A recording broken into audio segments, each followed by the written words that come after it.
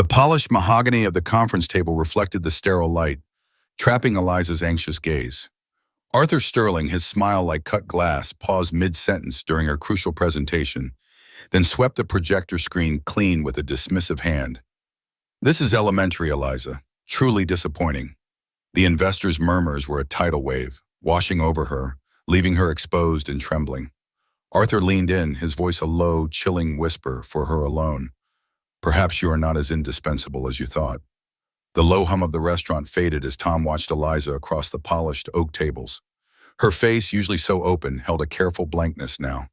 He saw Arthur Sterling lean in, a practiced intimacy in the gesture, and slide a key card across the linen. It was a dark, sleek plastic, catching the light from the overhead fixture. "Suite 1812, Arthur murmured, his voice too smooth for the late afternoon. "Your contract renewal, Eliza. Consider this the final interview." The phrase hung in the air, heavy and loaded, even from Tom's distance. He felt a familiar tightening in his chest. Eliza, a freshly minted MBA from Wharton, had secured a senior analyst position at Sterling Capital just a few weeks prior. Arthur Sterling's firm was a titan on Wall Street, and Eliza's excitement had been infectious, bright as a new penny. Yet an inexplicable unease had settled over Tom, a cold knot beneath his ribs, ever since she'd accepted the offer. It was nothing he could pinpoint, just a feeling. Her first month was a whirlwind. Eliza spoke of market strategies, complex algorithms, and prestigious projects like Helios, which seemed to grant her unusual access within the firm. The firm's culture, she explained, was high-flying, demanding. But then the gifts started arriving.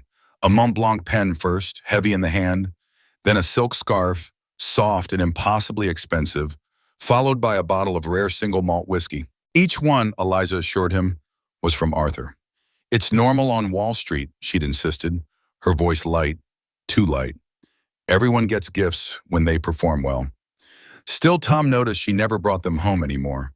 They stayed in her office, accumulating like silent witnesses. Late nights became the norm. Eliza would stumble through the door or bar well past midnight, her shoulders slumped, her eyes tired. Her phone, a sleek corporate issue, buzzed constantly, a steady stream of messages from Arthur. "Sterling runs a 24/7 shop," she'd explain, peeling off her suit jacket, the exhaustion etched into her features. Subtle changes began to appear. Dark circles hollowed her eyes, her cheekbones became more prominent, and a nervous twitch developed just under her left eye. She lost weight, her clothes hanging a little looser. Sometimes in the middle of the night, Tom would wake to muffled sounds from the other side of the bed. "Nightmares," she'd whisper. The next morning, too vague to recount, she was no longer the confident woman he'd married, the one who tackled complex problems with fierce determination. Arthur's attention grew more personal. Eliza would mention him, stopping by her desk, leaning close, his voice a low rumble. He'd find excuses to touch her arm or shoulder, a light, fleeting contact that always left Tom feeling cold. Then came the weekend drinks. Arthur had invited a small group, Eliza included, to his penthouse overlooking the city. She recounted it flatly later that evening, sipping a glass of water instead of wine. "He asked about my development," she'd said, and then asked if I found long-term monogamy intellectually constraining. The words hung in the air, a lead weight. Tom's concern intensified, a dull ache that never quite receded. He watched his wife transform, day by day, into someone he barely recognized. "Maybe you should quit," he ventured one evening, the words tasting bitter. Eliza's eyes widened, a flicker of fear in their depths. "I can't. Leaving under a cloud. It would ruin my career before it even started." One Sunday at 4:00 a.m., he found her in their home office, hunched over her laptop, sobbing. The screen glowed with spreadsheets, charts, and complex projections. "He called," she choked out, her voice raw. "My analysis? He said it was disappointingly elementary." Arthur had made her present her mistake in front of the entire team, questioning their judgment in hiring her. "He accepts nothing less than perfection," she whispered, her voice cracking. Tom felt a surge of cold fury, a familiar ache of recognition for calculated psychological manipulation. "Let me help you with the projections." he said, moving to her side, his voice steadier than he felt. He saw her hesitate, then nod. Quietly, Eliza started talking, the words tumbling out. He cornered me in the elevator, my second week, she said, her voice barely audible. Asked if my husband fully appreciated what he had at home. She stood, walked to a hidden compartment in her desk, and pulled out a sleek, unfamiliar tablet. It was labeled insurance in stark white letters. She tapped the screen, revealing meticulous notes, screenshots of texts, and a long list of voice memos, all documenting Arthur's behavior since day one. I knew what he was, she said, her eyes meeting his. With dawn breaking, painting the sky a pale, unforgiving gray, Eliza looked at Tom, a new steeliness in her gaze, hard and unwavering. I want to destroy him. Tom sat at their kitchen table, the tablet Eliza had labeled insurance open before him. Pages of carefully dated notes, screenshots of texts, and transcriptions of recorded conversations scrolled across the screen. As a corporate compliance lawyer, he recognized the meticulous detail, the raw value of a contemporaneous record. This is good, Eliza, he said, his voice level. Very good. But then he looked up, meeting her gaze across the table. But proving harassment against powerful men like Arthur Sterling, in a firm like that, it's an uphill battle. Their lawyers will tear apart your credibility. He knew the playbook. Eliza's jaw tightened, a muscle jumping beneath her skin. The weariness of the past weeks seemed to recede, replaced by a cold resolve. Then we need more, she said, her voice clear. We need to show it's not just me, and we need something so damning his board can't ignore it. Her words carried a new weight, a calculated determination. They devised a two-pronged strategy. Eliza would continue at Sterling Capital. She would appear to warm, cautiously to Arthur's attention, while meticulously documenting every interaction, every suggestive comment, every inappropriate gesture. The thought of it made Tom's stomach clench, a cold dread twisting inside him. But Eliza met his gaze with unyielding purpose. I'll be careful, she promised. Meanwhile, Tom would use his legal network. He began quietly reaching out, making discreet inquiries. He focused on former Sterling Capital employees, particularly women who had worked directly with Arthur. It was a slow process, a careful dance around corporate loyalties and fears of retribution. Many calls went unanswered, or were met with polite but firm refusals to discuss former employers. Then a contact led him to Brenda Olson. She had been a Sterling VP years ago before suddenly resigning. Tom arranged to meet her at a quiet coffee shop on the outskirts of the city, far from any familiar landmarks. Brenda arrived punctual, her posture stiff, her eyes wary. She spoke generally about her time at Sterling, careful, measured words. Tom listened, patient, letting the silences hang. Finally, he leaned forward. Eliza Miller works for Sterling Capital now, he said, watching her reaction closely. Brenda's gaze flickered, a subtle shift in her guarded expression.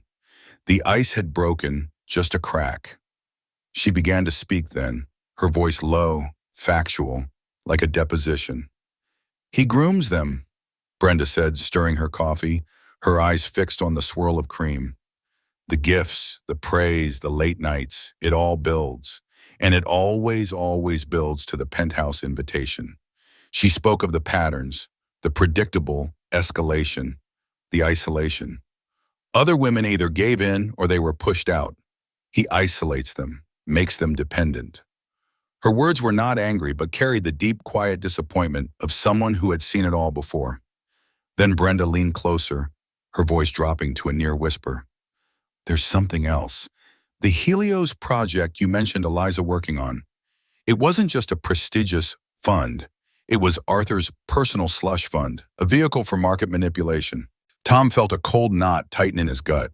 This was different, far beyond what they had expected. She detailed how Arthur inflated asset valuations, used insider information from his analysts, and coerced them into falsifying reports. It's a house of cards, Brenda concluded, her gaze finally meeting Tom's, built on lies and fear. Tom stared at her, the weight of the revelations settling heavily on him. A massive financial fraud, stretching far beyond sexual harassment. This changes everything, Eliza, he said aloud, though Eliza wasn't there. He knew he would tell her tonight. Brenda, sensing the shift, offered another lead. There was a senior financial analyst under Arthur, Gary. He was pushed out for asking too many questions about Helios. She provided a name, a number, a quiet hope. Tom met Gary in a dimly lit bar, chosen for its anonymity. Gary was a nervous man, jumpy, his eyes darting around the room. He confirmed Brenda's claims about Helios, his voice low and rushed. He spoke of complex shell corporations, offshore accounts, and the elaborate layers Arthur had built to hide the money. He's untouchable, Gary said, taking a quick gulp of his beer. Or so he thinks. He expressed a profound fear of Arthur's retribution, a fear Tom understood. But something in Gary, a lingering sense of being wronged, compelled him to help. He would provide internal documents and emails, but only if his anonymity was absolutely guaranteed. Over the next few weeks, Tom and Eliza spent their nights sifting through Gary's files. Spreadsheets, emails, meeting notes, all laid out across their dining table. They pieced together the financial web of deceit, confirming inflated asset valuations, fake transactions, and specific examples of fraud so blatant they made Tom's blood run cold. The sheer scale of the financial crimes validated Eliza's instinct. This wasn't just about her. Not anymore. This was about exposing a predator, yes, but also about dismantling a corrupt system that had allowed him to thrive. The stack of documents, emails, and notes from Gary lay spread across their dining table like a disassembled puzzle. The financial fraud was clear, meticulously detailed. But Tom knew that in court, especially against someone as powerful as Arthur Sterling, it would take more. We need more than paper, he told Eliza one evening, pushing aside a spreadsheet detailing inflated asset values. We need people, corroborating witnesses. Eliza nodded, her eyes distant, already processing the next step. Someone who can speak to the harassment directly, someone he hurt. Brenda Olson, their first break, proved invaluable again. She put them in touch with Susan Hayes, a former executive assistant at Sterling Capital.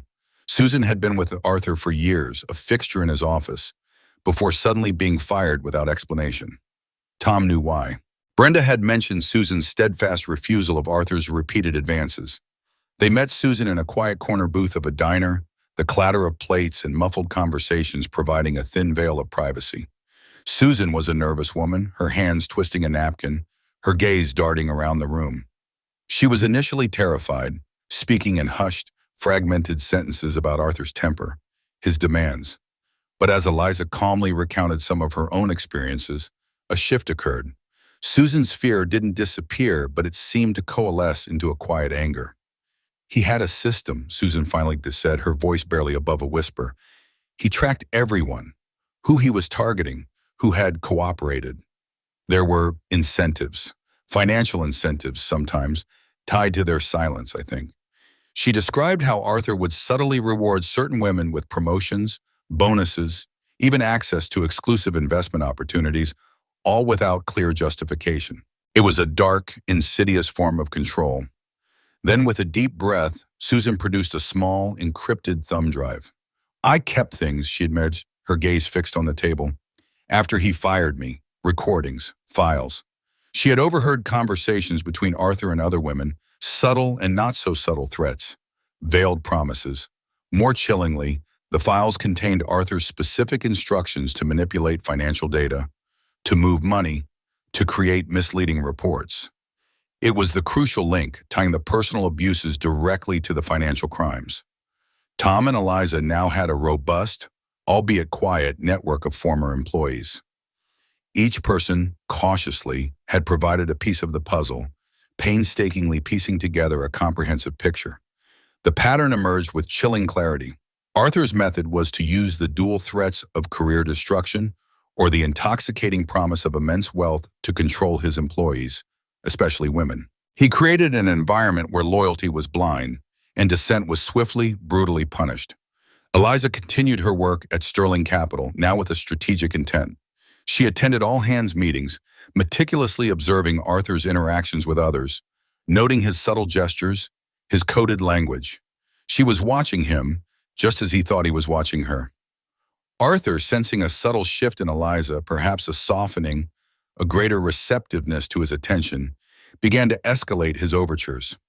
He believed he was wearing her down, his insidious tactics slowly chipping away at her resolve. He praised her resilience, her ambition, the words dripping with a condescending ownership. "You're special, Eliza," he'd say, his hand lingering on her arm a moment too long. "Don't waste it." He implied that her career was now solely tied to his personal approval, not just her professional merits. The unspoken message was clear. She was his to make or break. With the gathered evidence, Tom decided it was time to move. He approached a trusted contact at the FBI, Agent Thompson. He knew that sexual harassment cases, while morally reprehensible, were notoriously difficult to prosecute at a federal level. So, Tom emphasized the financial crime aspect, the intricate web of fraud, the scale of the deceit. Agent Thompson, a seasoned investigator with a weary but sharp gaze, listened intently. The sheer scale of the fraud, coupled with the consistent pattern of harassment detailed in the corroborating testimonies, was enough. He agreed to open a preliminary investigation. The FBI, however, required direct, incontrovertible evidence of Arthur's illegal activities, not just testimony and documents. "We need him on tape," Agent Thompson stated, his voice flat, admitting to the fraud, or at least discussing it in a way that proves his knowledge. He suggested Eliza wear a hidden camera. Eliza grappled with the danger, the cold terror of it. Wearing a wire, walking into the lion's den, knowing she was entirely exposed. But the resolve, forged in weeks of quiet anger and meticulous planning, outweighed her fear. "He needs to be stopped," she said, her voice steady. They began planning a controlled sting. Eliza would secure a confession about the financial fraud. The cover would be her contract renewal, the very issue Arthur had used to first lure her into his orbit. Eliza practiced her lines late into the night, her voice barely a whisper, rehearsing how to bait Arthur, how to subtly steer the conversation, how to make him reveal his true colors and the true extent of his manipulation. The fluorescent light in Arthur's office hummed, reflecting off the polished desk. Eliza sat opposite him, her expression a careful blend of ambition and deference. She initiated the conversation, her voice pitched just right, a subtle eagerness underlying her words. She spoke of her contract, of her future at Sterling, hinting at her commitment and her willingness to do whatever it takes to secure her place. Arthur, leaning back in his chair, a smug smile playing on his lips, preened. He enjoyed the power, the feeling of women vying for his approval. He set up the restaurant meeting for the next evening, a place where he often conducted such final interviews. Tom sat at the bar across the room watching, a cold dread a constant companion. He saw Arthur lean in, his voice a low purr. "Kate, darling," Arthur said, using the name Eliza had picked for their cover story, a name he sometimes used when he felt particularly possessive.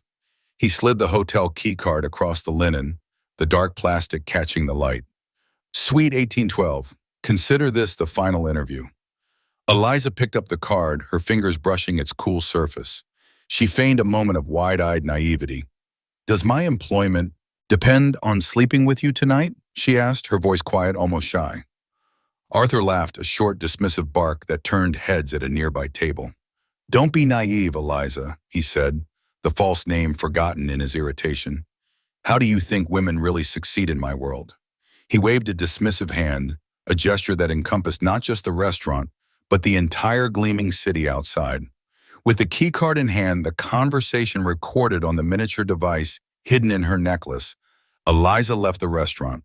She drove straight to the Grand Imperial Hotel, a grand, imposing building where the FBI had already set up extensive surveillance. Agent Thompson met her in a discreet side room, his face grim. He gave her final instructions, his tone firm, ensuring her safety was paramount.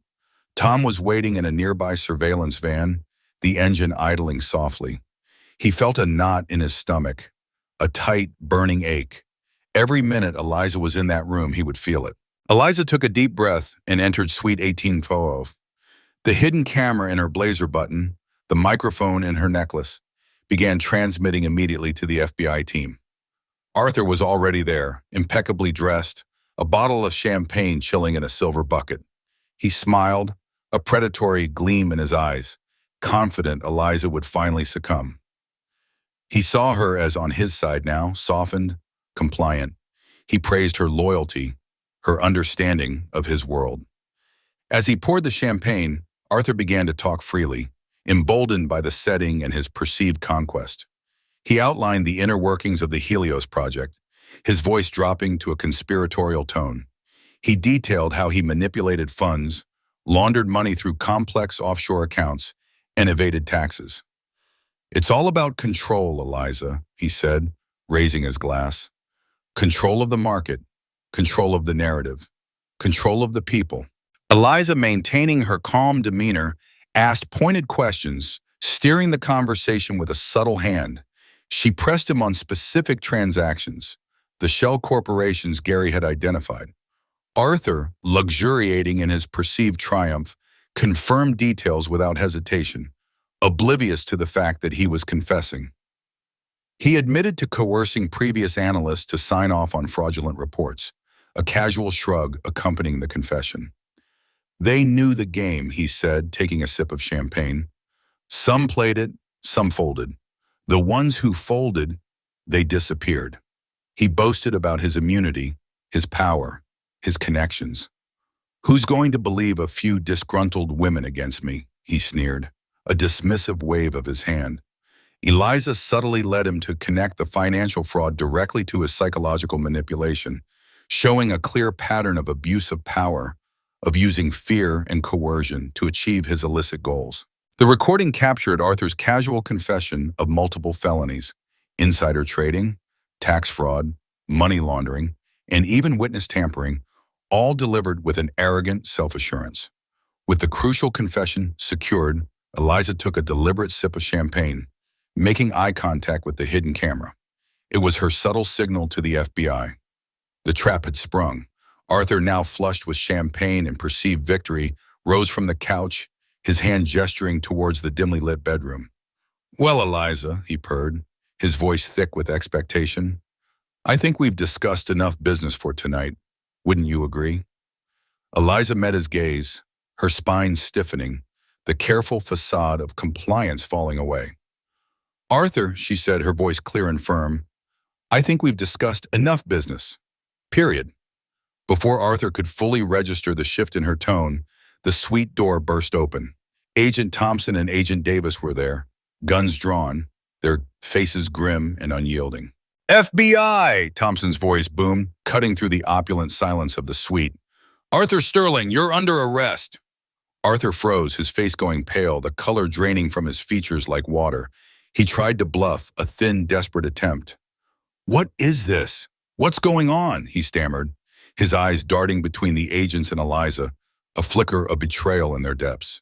But the agents moved swiftly, efficiently reading him his rights, the formal words echoing in the luxurious room. Handcuffs clicked shut, cold and metallic. Eliza, shaken but resolute, stepped aside as the agents secured Arthur in the room. The relief when Tom rushed in from the hallway was a physical wave, washing over her. He pulled her into a tight embrace, his own body trembling with the aftershock. Back at the FBI field office, the interrogation began. Arthur Sterling, stripped of his power and his tailored suit, sat across from Agent Thompson. Confronted with Eliza's crystal-clear recording, the vast evidence package compiled by Tom, the detailed testimonies from Gary and Susan, he began to realize the true direness of his situation. His high-priced lawyers were brought in, their expressions grim. Even they, veterans of countless corporate battles, couldn't deny the overwhelming evidence of financial fraud interwoven with the explicit pattern of harassment. The FBI laid out the full extent of the charges: market manipulation, money laundering, tax evasion, and witness intimidation. Arthur, a man who believed himself above the law, desperate to avoid a public trial that would meticulously dissect his crimes and lead to a potentially lifelong prison sentence, began to negotiate for a plea bargain. It was a humiliating capitulation, a stark fall from his carefully constructed pedestal. The FBI, working closely with the district attorney's office, offered Arthur a deal. It wasn't about leniency, but leverage. They wanted a wider net cast, cooperate in exposing a wider network of financial corruption, including some of his powerful associates, and he would receive a reduced sentence.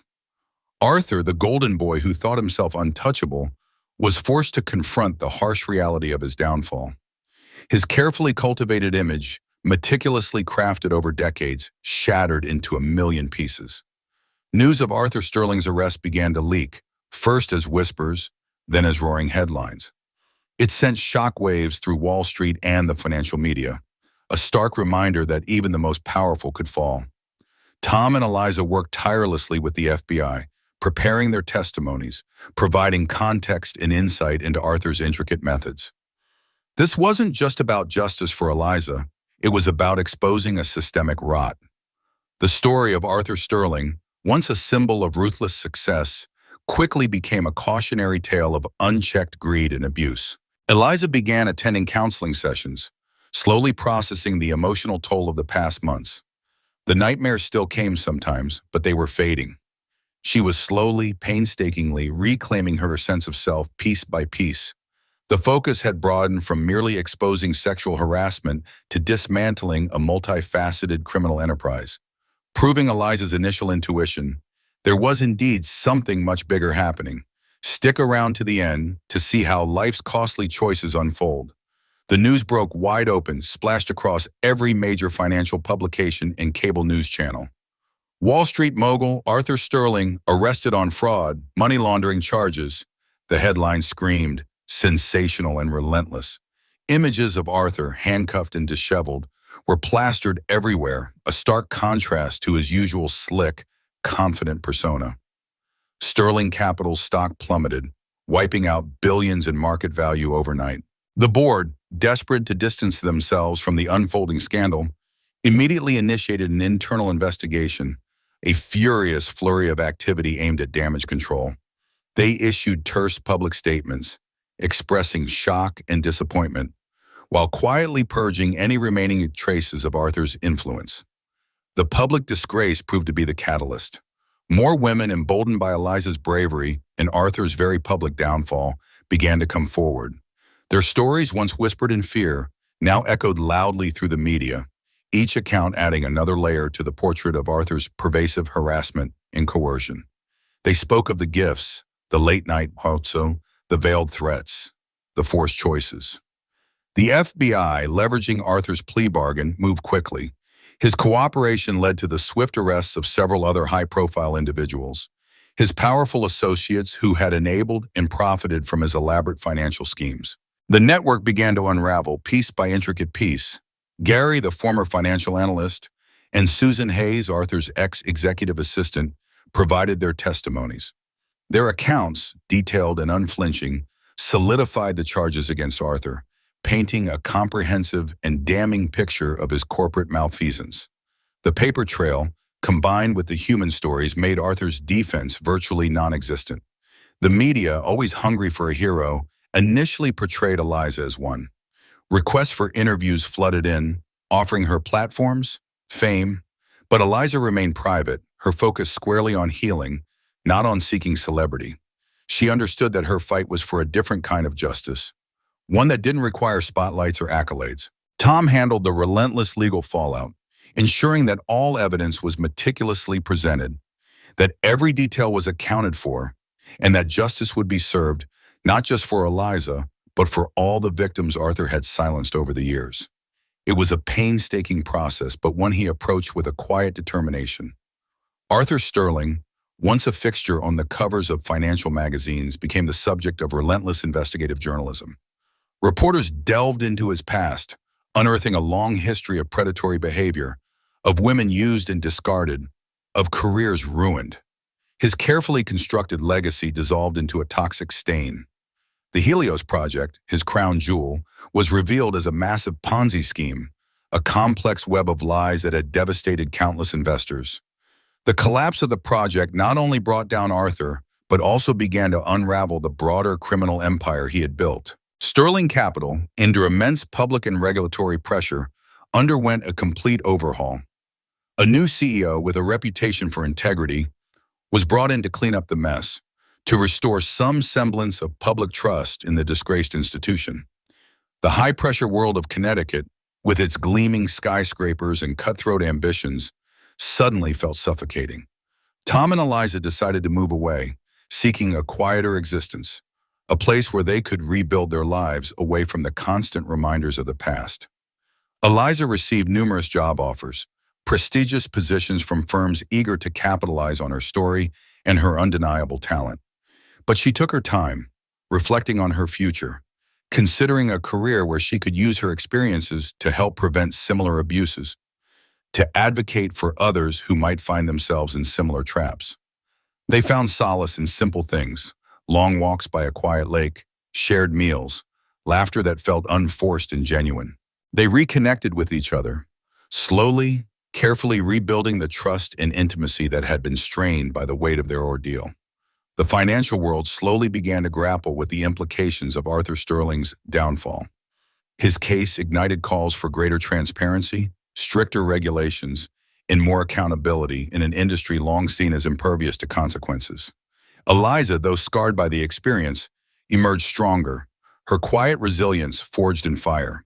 She now possessed a profound understanding of corporate power, its seductive allure, and its capacity for corruption, but also of her own unwavering strength. Facing a mountain of irrefutable evidence, Arthur Sterling finally pleaded guilty to multiple federal charges as part of his cooperation agreement. The process was drawn out, bureaucratic, but inexorable. The courtroom, packed with reporters and victims, was silent as the judge handed down the sentence. It was significant, a hard number of years that would see Arthur Sterling an old man before he walked free, though reduced due to his eventual cooperation. The message, however, was clear and strong. No one was above the law. The assets from Sterling Capital's fraudulent schemes were systematically liquidated. A portion of the funds went toward the restitution for the victims and investors, a small measure of justice for the financial ruin Arthur had caused. Eliza, Tom, Gary, and Susan attended the sentencing together. Sitting there watching Arthur's defeated figure, a quiet sense of closure settled over them. It wasn't triumph, not exactly. The wounds remained, deep and invisible, but the public acknowledgement, the official end to Arthur's reign, brought a measure of peace. In the wake of the criminal proceedings, a class action lawsuit was filed against Sterling Capital by numerous former employees, seeking damages for harassment and wrongful termination. It was another necessary step, ensuring that the institution itself was held accountable, not just the man who had corrupted it. Eliza, her voice now carrying a quiet authority, began to advocate. She spoke out for stronger protections against corporate misconduct and sexual harassment. She wrote articles, initially anonymously, then under her own name for various publications. She spoke at conferences, sharing her experience not for fame, but to empower others, to shine a light into the dark corners of corporate culture. She became a respected voice, her words carrying the weight of lived truth. Tom pivoted his own law practice. The intense focus on corporate compliance shifted to whistleblower protection and corporate ethics. He used his deep expertise, his understanding of the machinations of power, to fight for justice for others who dared to speak out. They sold their sleek, modern Connecticut home, a symbol of their old life, of ambition and relentless pressure. Instead, they bought a small, comfortable house in a quiet Midwestern town, a place with wide, tree-lined streets and a slower, more deliberate pace. It was a conscious choice, a deliberate seeking of a fresh start away from the intensity that had nearly consumed them. The rhythm of life in their new town was a balm. The honest work, the strong sense of community, the simple everyday moments began to heal them. They found joy in walking to the local bakery, in tending a small garden, in the genuine, unpretentious interactions with their new neighbors. Eliza, no longer driven by the frantic pace of Wall Street, pursued a new passion. She began working with a nonprofit dedicated to corporate accountability, using her sharp analytical skills to advocate for ethical business practices, or sometimes teaching at a local community college, sharing her experiences and knowledge with eager students. Tom and Eliza spent more time outdoors, rediscovering old hobbies they'd long neglected. They invested in their relationship, which had been forged in the intense fire of betrayal and danger. They talked more, listened more, learning to lean on each other in new ways. They understood deeply that while the immediate battle against Arthur Sterling was won, the larger fight for a more ethical and just world was ongoing. It wasn't a grand, sweeping victory that fixed everything, but a crucial step. Their love, tested by the profound challenges, emerged stronger. It was built now on a deeper understanding, an unwavering support, and a shared history of resilience. They reflected on the price paid, the emotional toll, the lost innocence, the years of quiet fear. But they also acknowledged the invaluable lessons learned and the hard-won justice they had fought so fiercely to achieve. Years passed like the quiet seasons of the Midwest. Tom and Eliza had settled into their small house, its porch swing and garden a stark contrast to the high-rise intensity they'd left behind in Connecticut. Their roots grew deep in the community, a foundation of genuine connection. The memory of the ordeal, once a raw wound, had softened, replaced by a quiet strength and a profound appreciation for the simple act of living. Arthur Sterling remained in a federal prison, his empire long since crumbled, a cautionary tale in financial history, his legacy solely one of shame. Eliza, now a respected consultant in corporate ethics, traveled occasionally, helping companies implement robust policies, ensuring others would not suffer as she had. Tom's law practice thrived, specializing in helping whistleblowers navigate their complex battles, giving him a sense of purpose that transcended his former unease. Their home was a sanctuary, their days filled with honest work and the calm rhythms of community life. They often walked hand in hand along the quiet riverbanks, the vast open sky a reminder of enduring freedom and new beginnings. Their relationship, forged in fire, was marked by deep respect and honest communication. The scars remained, a part of their story, but they were no longer wounds. They were reminders of their strength, their unwavering love, and the quiet dignity of a life rebuilt on honesty and purpose. Years had settled them into the quiet rhythms of the Midwest. Eliza, now a respected consultant, traveled occasionally, helping corporations build ethical foundations, ensuring safeguards against abuses. Tom's law practice thrived, a haven for whistleblowers navigating the complex corporate landscape. They heard sporadic updates on Arthur Sterling. He remained incarcerated, his empire a distant memory, his name synonymous with disgrace. The raw edges of their ordeal had smoothed with time, replaced by a quiet strength and a deeper appreciation for their life together. Sometimes they'd encounter Brenda or Gary, or even Susan, a shared knowing glance passing between them, a silent acknowledgement of their collective victory. Their home, with its simple porch swing and garden, stood as a sanctuary, a world apart from the relentless ambition they once knew. They fostered local causes, giving back to the community that had embraced their new beginning. Their relationship, tested and forged, was marked by deep respect and an honesty that had endured the unimaginable. Eliza found genuine fulfillment, knowing her work made a tangible difference. Tom no longer carried the inexplicable unease that had shadowed him years ago. His purpose was clear. They often walked through fields, the vast open sky a reminder of boundless freedom. The scars remained, a part of their story, but they were no longer wounds. They were quiet symbols of their resilience, their unwavering love, and the price paid for a profound, hard-won justice.